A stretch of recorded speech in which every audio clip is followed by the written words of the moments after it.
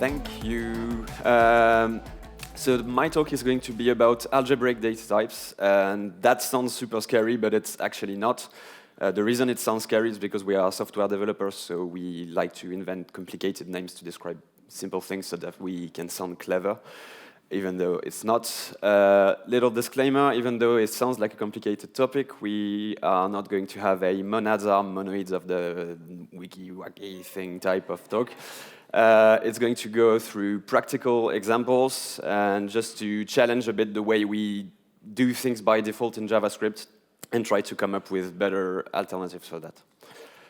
My name is Matthias. You can find me on the internet under the nickname Bradiol. I live in Paris, in France, and I work at a company called Swan, where we do like banking APIs as a service in Europe. We are hiring, so if you're interested, check the website out. I'm sorry about that, but we are going to start about like quantum physics, quantum mechanics.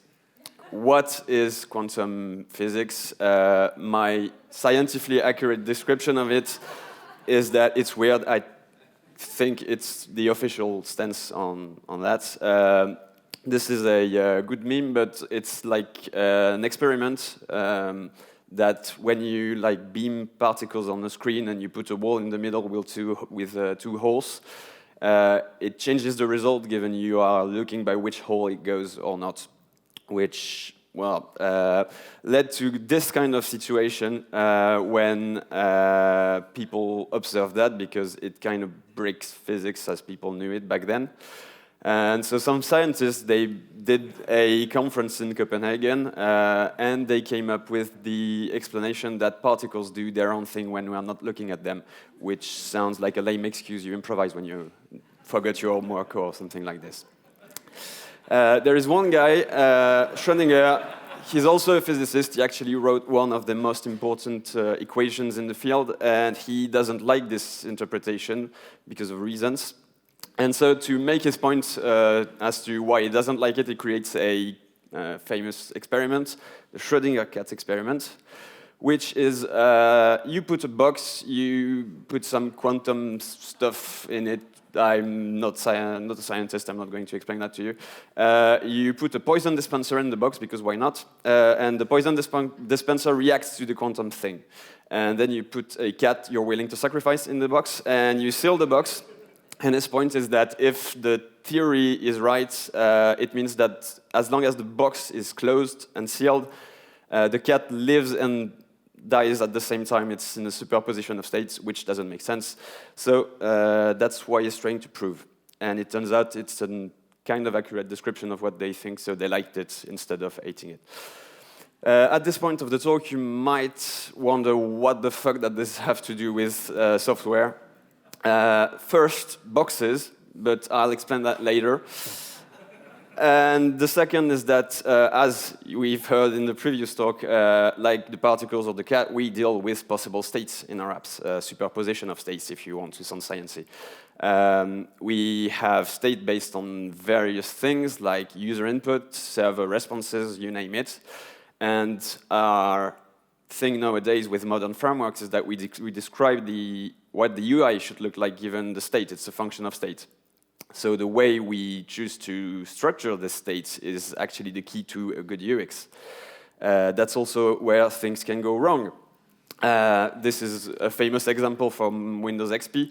And these kinds of things in our app look bad. And we spend a lot of time and money in order to avoid that. We do linting, we do static analysis, we do testing, QA, monitoring, a lot of things, a lot of money invested in that. And no matter how we try to fix those, well, things slip through and we got bugs in production. We also have weird, more subtle bugs like this loading screen where the data hasn't been received yet by the app. Still, the app shows me that I'm the project called null and that I have 0 jobs in my workflow, but it doesn't have any way to say that. So where does this information come from? And sometimes your app can just crash and then you're fucked. It all comes down to the way we manage 3 main kinds of states that virtually any application has. Present, success, and completion. These are 3 concepts that we always deal with. Presence is I have a value that's optional. It can be there or not. Success is I have a computation that can succeed or fail. And completion is I have a value that might be there at some point in time, but I'm not sure when. So we are going to start with a small example on presence. You can imagine you are working for a smartwatch company, and the product team comes and they just say, we want to display a banner to the user if they didn't work out in the previous week or if they let the watch stay on the charger for a day and didn't do anything. So by chance, you have already this data in your application. So you have, for the last week, an array. Each item in the array is a day. You have a day object if the watch was worn, and you have nothing if the watch wasn't worn that day, it stayed on the charger, the object wasn't initialized. So a day if it's tracked, and undefined if it's untracked. So we write the little message that the smartwatch product team gave us. And our first intuition, naive approach would be to write a simple code that describes something close to the business rule that was given to us. So we are going to use array.find, and we are going to look for one day that matches the predicate, that's the business rule. So we either find a day where we have no tracking or a day with a worker duration of 0. Now, if we have a look at the type definition of the array find, this is copy-pasted from the official TypeScript ones. We have an interface array that's an array of something, an array of t, so it's a kind of type parameter, placeholder, generic, you call it the way you want, and it represents the type of value that's in the array we are dealing with. And the find function, it takes a predicate, so it takes a value of the thing we have in the array, and it returns a Boolean. If the function returns true, the find function will return the value that matches, and if no value returned true, we are going to get undefined back. And if we start to replace the placeholder type with the value that we actually have in our array, we have a kind of a situation. The thing is, there are two ways we can get undefined, and it means different things. We can't distinguish a day that matched but was undefined in the array, or the find function returned something returned undefined because it didn't find anything. So it means that from the value itself, we are unable to know if we need to display the banner or not. That's because null and undefined, the way they work is that they take the place of the value that's supposed to be there, and you can't really have a notion of nested optionality. So it flattens everything. You can't know what's the reason why you end up with null and undefined if there are a few levels of that. If we wanted to embrace null and undefined and write correct code for our situation, we'd end up with this shit ton of code, and I think 2/3 of it doesn't have anything to do with the business rule. We just write code to please the language and to make it work, and it's really super imperative. It's not decorative at all. Now, we are going to make sense of the boxes. The way undefined works is pretty weird. We can try to model optionality with a box. So we can imagine, like the Schrödinger cat experiment, we have a box that represents a value that can be in two states. But it's a box. As long as you don't open the box, you don't know if you have a value in it or not. It's called an option type. Many functional programming languages have that. Sometimes they call it the maybe type. It's either some value or none. If we go back to our little example, and we use option to model optionality instead of undefined, we write our predicate using this. And we can do the same exercise to replace the t placeholder with the value that we have inside. And we can see that something is a bit different in here. We can have boxes in boxes, dream within a dream. That's because the way options work is that they wrap the potential value. which means that from the value itself that's returned by my function, I'm able to know in the exact case I'm in. I've got an empty box if I found nothing. I've got a box containing an empty box if I found a day that wasn't tracked. And I have a box containing a box with a value if I found a tracked day. And if we kind of look at the difference between the code that's with the imperative and null undefined way and the way with options, we can see that our code is much lighter and is only what we want in terms of business rules and not weird things to make the language happy. In the end, it gives us a way more way bigger expressivity, better expressivity, because we're only left with that. That was about presence. Now, we are going to talk about success and the way to handle that. So in most programming languages, the go-to way to manage errors is exceptions. So it means that in the nominal case, when you have functions, you call another function, which call another function, and the function returns the value to the caller, and it goes this way. If you introduce exceptions in the way, so for instance, the getUserById throws, it needs to crawl up the call stack until it finds a try-catch block that's handling it. So it kind of bypasses the whole execution flow. Here's a hot take. You can tweet that and insult me on Twitter if you want. In the vast majority of cases, exceptions are part of the domain. If I'm building an application where I have, I don't know, a field where the user can input something, I expect the error to be specified. The user can input invalid data, and I need to have a certain type of error if that happens.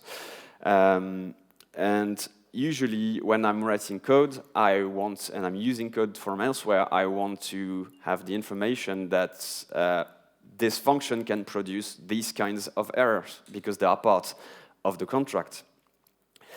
The thing is, in JavaScript, and so with TypeScript because it's built on top of it, exceptions, they aren't tracked in the type system. A function signature in TypeScript, it's the type of the arguments and the type of the return value. You don't have errors in that. You do have that in languages like Java, but that's because Java was typed from day one and they were able to do that.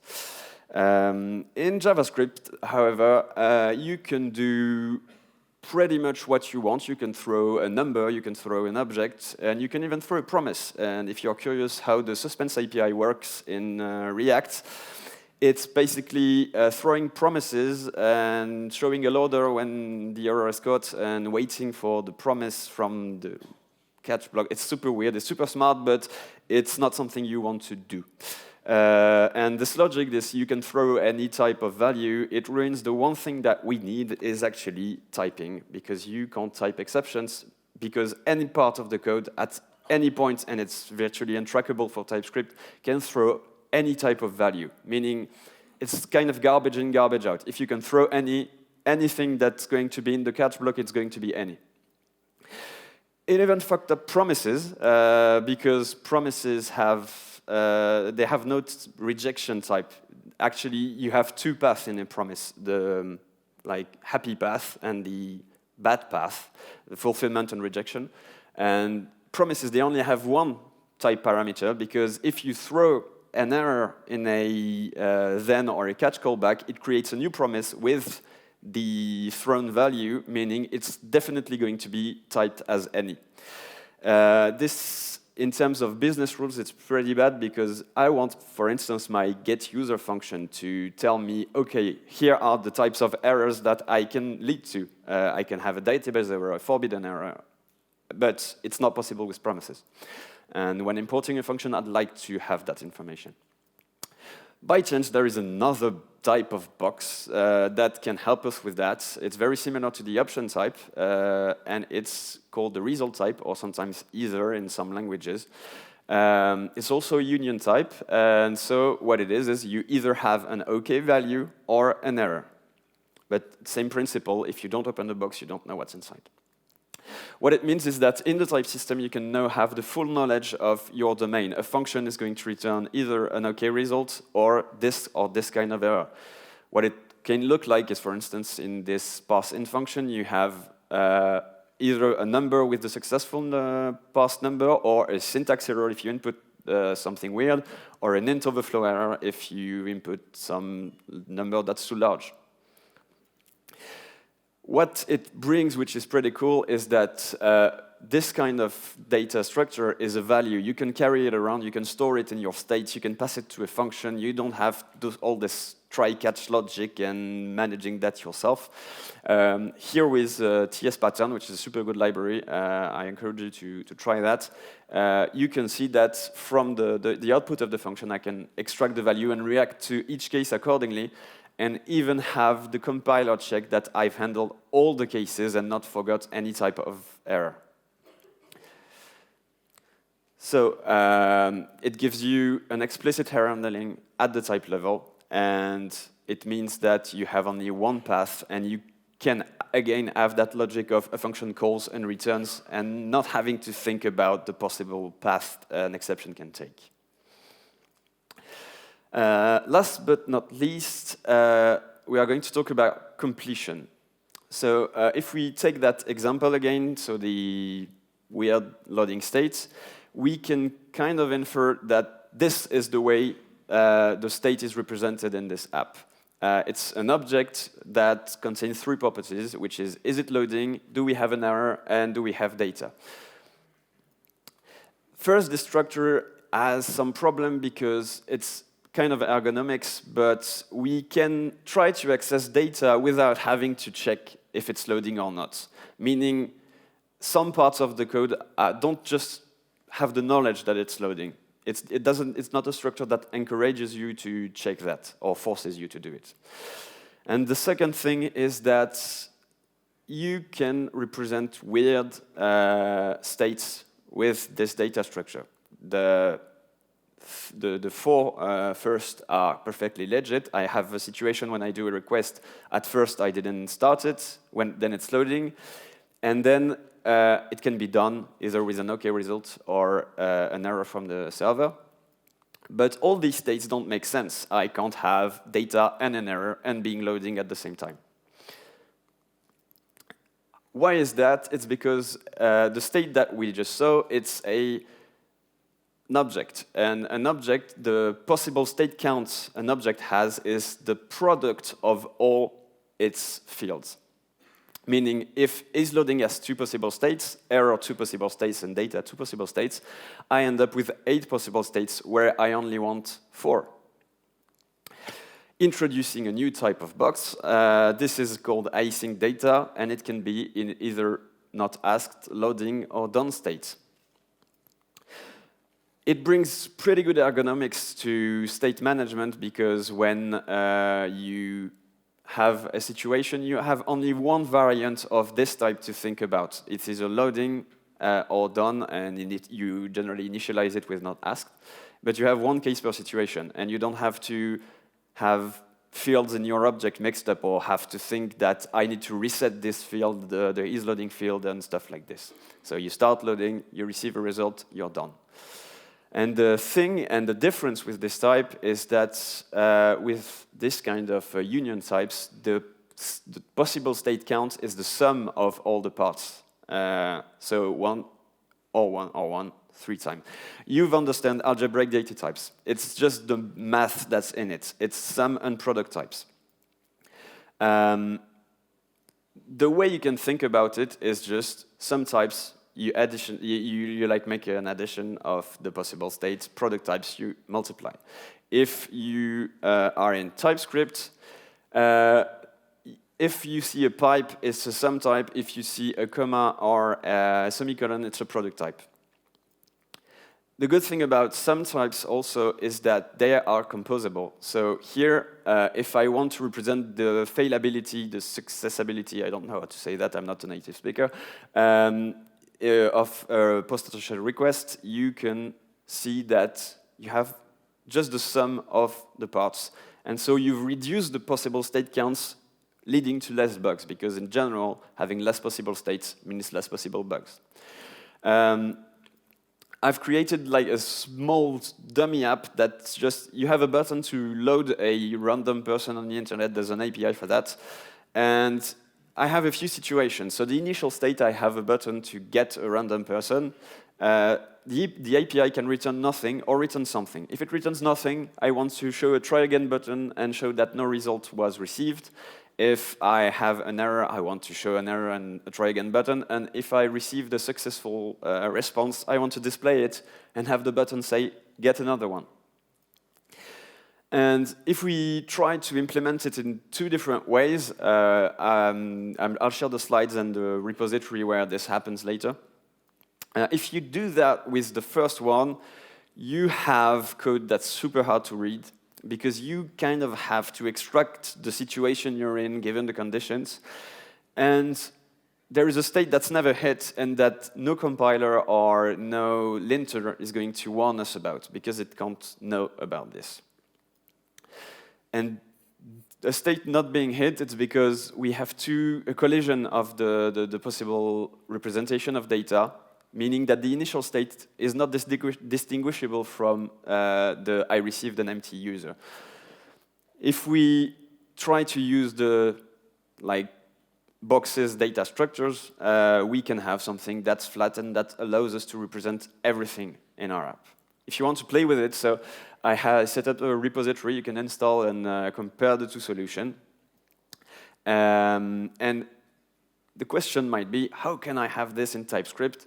By chance, we created a library that does that, because in my previous company, I worked with real functional languages, and then I had to go to TypeScript, and I was like, oh, this is the way it works.